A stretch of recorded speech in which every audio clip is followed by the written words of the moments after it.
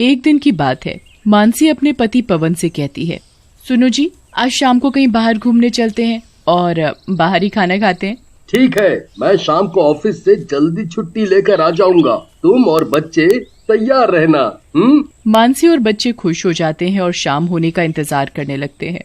शाम होते ही पवन अपने घर आ जाता है। ये पापा आ गए, अब हम घूमने जाएंगे।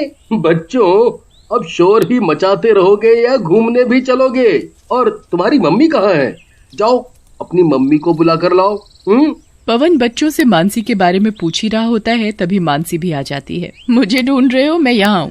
चलो बच्चों, देर मत करो। पवन, मानसी और बच्चे बाहर घूमने चले जाते हैं और फिर वो सभी बाहर ही एक रेस्टोरेंट में खाना खाते हैं। पापा, आज तो घूमकर मजा ही आ गया। तुम्हें बाहर अच्छा लगा ना? अच्छा क्यों नहीं लगेगा? आप हमारा कितना ख्याल जो रखते हो, हमारी पसंद नापसंद सबका कितना ध्यान रखते हो। बच्चे जो भी मांगते हैं आप वो सब उन्हें दिलाते हो। अरे मैं कमा किसके लिए रहा हूँ? तुम लोगों के लिए। तुम सबकी खुशी में ही मेरी खुशी है। तुम सब खुश रहते हो तो मुझे चैन की नींद आती है कि मेरा परिवार सुखी है। मुझे और क्या चाहिए?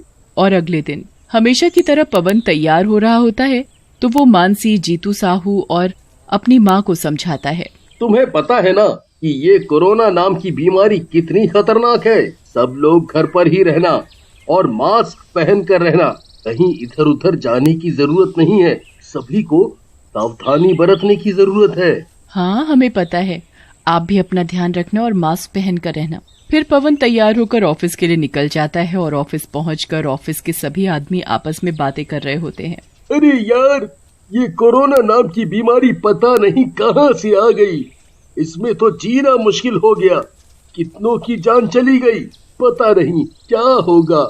इतने में कंपनी का बॉस पवन को अपने केबिन में बुलाता है।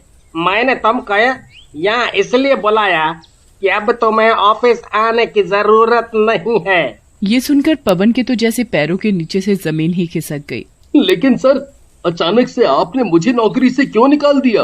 देखो, कंपनी नुकसान में जा रही है, इसलिए कंपनी में काम कर रहे एम्प्लॉयज को नौकरी से निकाला जा रहा है। इसमें तुम ही नहीं और भी एम्प्लॉय हैं। सर, मेरी बीवी, 2 छोटे छोटे बच्चे हैं, मेरी माँ है। सर, ऐसे में कहाँ जाऊंगा? मैं कहाँ जाऊंगा सर? देखो, मुझे जो कहना था मैंने कह दिया। अब तुम जा सकते हो। पवन उदास मन से बॉस के केबिन से निकलकर अपना बैग उठाता है और जाने लगता है। ये कंपनी वाले बहुत गलत कर रहे हैं। एक एक करके सभी काम करने वालों को निकाल रहे हैं। ऐसे तो बड़ी परेशानी हो जाएगी। देखते हैं क्या होता है। अब तो भगवान ही मालिक है। आज जब पवन घर पहुंचा तो उसका चेहरा उदास था। तो उसकी पत्नी और माँ पवन से उदासी का कारण पूछती हैं। क्या बात है, आज तुम बहुत परेशान दिखाई दे रहे हो? पवन माँ और मानसी को अपनी नौकरी चले जाने की बात बताता है। माँ, मेरी नौकरी चली गई। अब सब कैसे होगा? तुम चिंता मत करो, सब ठीक होगा। चलो हाथ मुंह धो लो, मैं तुम्हारे लिए खाना लगाती हूँ। आज मेरा खाना खाने का मन नहीं है। और फिर पवन ना ही कुछ ज्यादा बात करता है और बिना खाए सो जाता है। और अगले दिन आज पवन घर पर ही था। वो सुबह से ही दूसरी कंपनियों में नौकरी के लिए लोगों को फोन कर रहा था। आज का उसका सारा दिन नौकरी ढूंढने में ही निकल जाता है, पर उसे किसी भी कंपनी में नौकरी नहीं मिलती। तो वो परेशान होकर अपने सर पर हाथ रखकर बैठ गया। क्या हुआ, आप ऐसे क्यों बैठे हो? इतनी कंपनियों में जॉब के लिए ट्राई किया पर कहीं भी जॉब नहीं मिली। आप परेशान न हो, कहीं न कहीं आपको जॉब मिल ही जाएगी। पवन को घर बैठे बैठे 1 महीना हो चुका था, पर उसे किसी भी कंपनी में जॉब नहीं मिलती। इधर कोरोना भी तेजी से फैल रहा था। तभी न्यूज में खबर आती है कि कोरोना की वजह से सारे शहर में लॉकडाउन लग गया है। एक मुसीबत कम थी कि ये दूसरी मुसीबत आ गई। अभी घर बैठे 2 महीने ही हुए हैं और इतनी बुरी हालत हो गई है। ऊपर से कहीं भी नौकरी नहीं मिल रही। अब तो पवन ने जो पैसा जोड़ रखा था वो भी धीरे धीरे घर खर्च और बाकी के कामों में खत्म होता जा रहा था।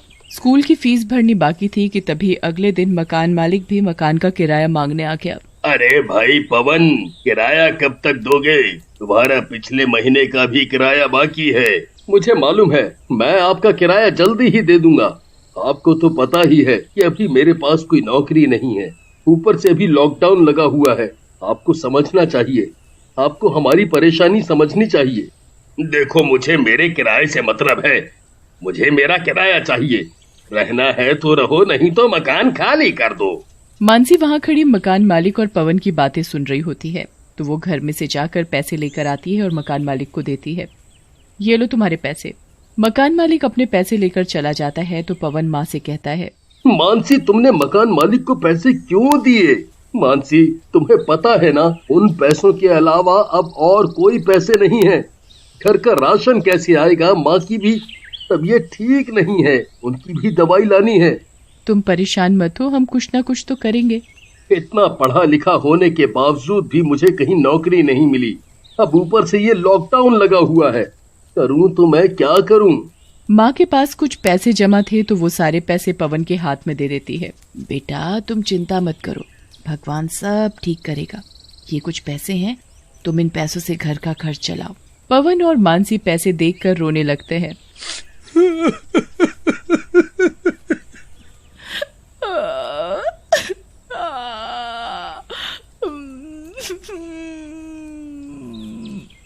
तभी वो न्यूज में देखते हैं कि लॉकडाउन खुल गया है।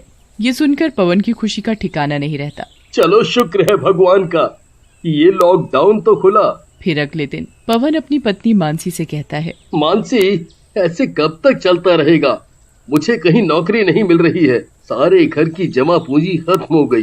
तभी मानसी के दिमाग में एक आइडिया आता है और वो पवन से कहती है, एक काम हो सकता है अगर तुम कहो तो। हाँ, बोलो। क्यों ना हम राजमा चावल बेचे? इस काम में मैं तुम्हारा हाथ बटाऊंगी। बात तो तुम्हारी ठीक है। जब तक मेरे पास कोई काम नहीं है तो राजमा चावल बेचना ही ठीक रहेगा। मेरे पास कुछ पैसे रखे हैं, उन पैसों से सामान खरीदकर कल से ही राजमा चावल बेचना शुरू करेंगे। तो ठीक है, कल से हम राजमा चावल बेचेंगे। फिर दोनों अगले ही दिन सुबह जल्दी उठकर राजमा चावल बनाते हैं और उन्हें स्कूटी पर रखकर बेचने निकल जाते हैं और एक जगह स्कूटी खड़ी करके राजमा चावल बेचने लगते हैं। तभी एक आदमी पवन की स्कूटी के पास राजमा चावल खाने आता है। भैया, कितने की प्लेट है? जी, 10 रुपए प्लेट। दे दो एक प्लेट राजमा चावल। वो आदमी राजमा चावल खा ही रहा होता है, तभी एक और आदमी पवन की स्कूटी पर राजमा चावल खाने आता है। भैया, मुझे भी एक प्लेट राजमा चावल दे देना। पवन उसे भी राजमा चावल दे देता है। फिर वो दोनों आदमी पवन को पैसे देकर चले जाते हैं। देखते ही देखते पवन के राजमा चावल बिक जाते हैं। इसी तरह पवन रोज अपनी स्कूटी पर राजमा चावल बेचने जाने लगा। पवन और उसके परिवार की जिंदगी अब पहले जैसी खुशहाल हो गई थी।